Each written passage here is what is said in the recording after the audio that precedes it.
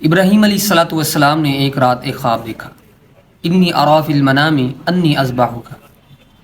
یعنی ابراہیم علیہ السلام نے خواب میں دیکھا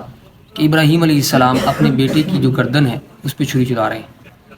تو ابراہیم علیہ السلام کو اللہ رب العزت نے آزمایا ہے۔ ہم نے پہلے بھی ڈسکس کیا تھا کہ ابراہیم علیہ السلام کو اللہ رب العزت نے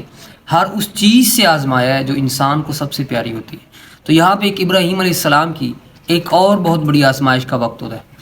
کہ ابراہیم علیہ السلام خواب کے اندر دیکھتے ہیں، تو خواب کی تعبیر یہ ہے کہ میں اپنے بیٹے کے اوپر جو ہے وہ چھری چلا رہا ہوں۔ تو اپنے بیٹے سے کہتے ہیں کہ بیٹا،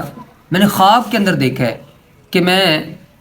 یعنی انی اذبحک فانظر ماذا تری، کہ میں تمہیں ذبح کر رہا ہوں۔ تو بیٹا بھی کتنا فرما بردار ہے، ابراہیم علیہ السلام سے کہتا ہے کہ ابا جان، اگر آپ نے خواب دیکھا ہے تو سچ دیکھا ہوگا، آپ ایسے کریں، میری گردن آپ کے لیے حاضر ہے، آپ مجھے قربان کر دیں، اللہ کے حکم کی جو ہے نافرمانی نہ کیجیے۔ تو ایک خواب کی نظر،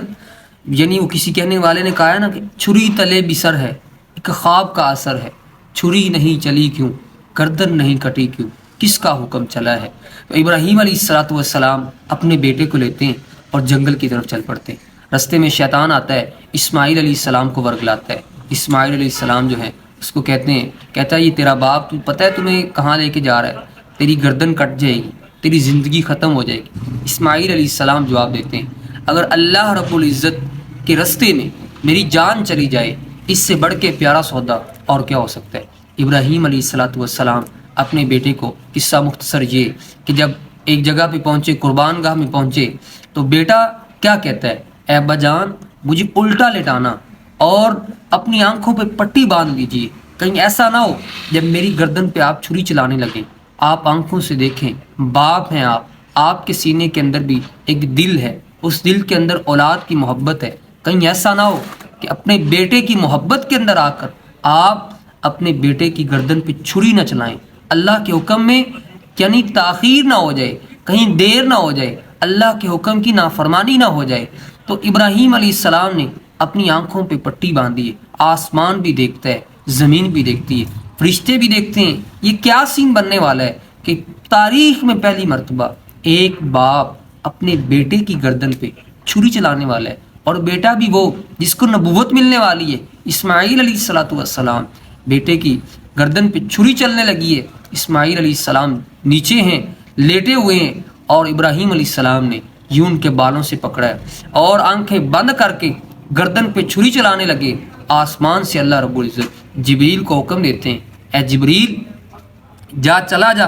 ابراہیم نے ہمارا حکم ماننے کے اندر کوئی کمی نہیں چھوڑی، ابراہیم 100 میں سے 100 نمبر لے کر پاس ہوئے۔ ابراہیم علیہ السلام جب چھری چلا دیتے ہیں، جبریل کو اللہ بھیج دیتے ہیں، جبریل ایک مینڈا رکھتے ہیں اور اسماعیل علیہ السلام کو بچا کر ایک سائڈ پہ کھڑا کر دیتے ہیں۔ اور یہ اللہ رب العزت کا ہم پہ کتنا بڑا احسان ہے کہ اسماعیل علیہ السلام کی گردن پہ چھری چلنے سے بچ کے، نہیں تو کس نے قربانی کرنی تھی۔ اگر اللہ رب العزت کے حکم کی تکمیل کو، حکم کو پائے تکمیل تک پہنچاتے ہوئے اگر اللہ کا خلیل اسماعیل علیہ السلام کی گردن پہ چھری اگر چل جاتی، کس نے قربانی کرنی تھی۔ تو قصہ مختصر یہ کہ ابراہیم علیہ السلام ایک مینڈے کو ذبح کرتے ہیں، آنکھوں سے پٹی ہٹاتے ہیں، دیکھتے ہیں بیٹا سامنے پڑا ہے، نیچے ایک مینڈا ہے۔ تو یہ ابراہیم علیہ السلام کی قربانی کا منظر ہے۔ آج ہمارے مسلمانوں کا کتنا یہ ایک شرمناک بات ہے کہ سال ہاں سال ہمارے پاس اپنے اشنے پشنے کے لیے،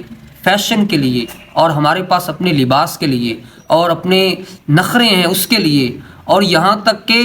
سفر کرنے کے لیے، سیر کے لیے، کھانوں کے لیے، دوستوں کے لیے، سب کے لیے پیسے ہیں، لیکن جب قربانی کا موقع آتا ہے کہتے ہیں حضرت صاحب ہم بڑے غریب ہیں، ہم بڑے کنگال ہیں، ہم افورڈ نہیں کر سکتے۔ اور اللہ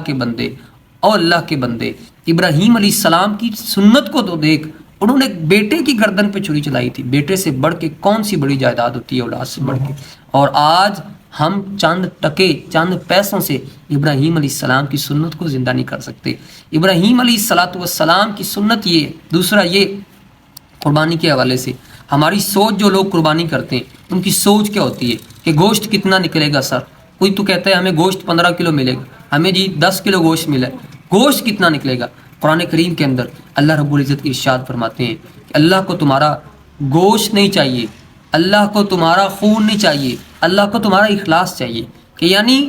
تم کس اخلاص سے، کتنی خالص نیت سے ابراہیم علیہ السلام کی سنت کو زندہ کر رہے ہو۔ اللہ کو یہ چیز چاہیے، یہ نہیں تم نے کتنا بڑا جانور ذبح کیا ہے، یعنی یہ نہیں کتنے پیسے لگا کے تم نے، کتنا گوشت تم نے دے دیا، نہیں، اللہ کو گوشت کی ضرورت نہیں ہے، اللہ کو تمہارے خون کی ضرورت نہیں ہے، اللہ کو تمہارے پیسے کی ضرورت نہیں ہے، اللہ کو تمہارے اخلاص کی ضرورت ہے۔